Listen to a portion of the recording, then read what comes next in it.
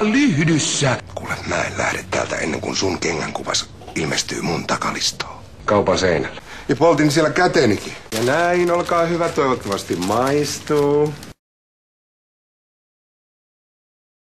Ismo Laitelaa ei ole ennenkään häädetty sorvin äärestä. Joten palveluksessanne, armon neiti. Joo, eikä vain. Niin kuin mun elämäkin alkaa pikkuhiljaa olla. Jos mä suoraan puhun sulle, niin kyllä muakin pänni, kun näin sinut ja Tanjan täällä puhumassa meidän välisestä erosta. Just kun Lassesta on löytynyt jotain inhimillistä, niin yhtäkkiä se muuttuu omaksi ylimieliseksi itekseen. Ja Paula piti sitä ihan hyvänä juttuna. No toivottavasti meikäläinen ei ammu hengiltä ketään kaksijalkasta.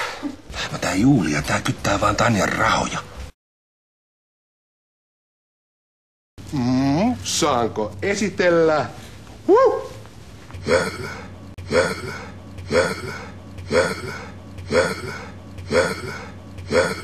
Tää Saini. 5 eurolla. Tekopyhä paska. Siemisillä. No näköjään, joo.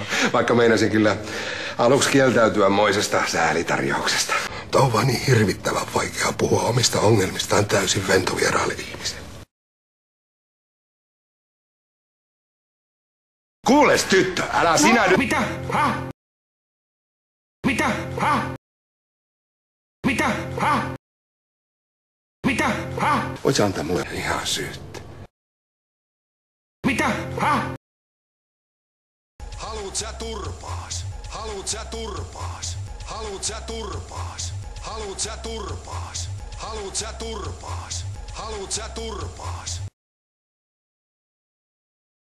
Hautajaiskahvia tässä juodaan. Ilman kanssa niin salakavallasti yritit antaa mulle potkut. Ihan syyttä. Lyhdyssä. Pelkäät sä mua? Möllä.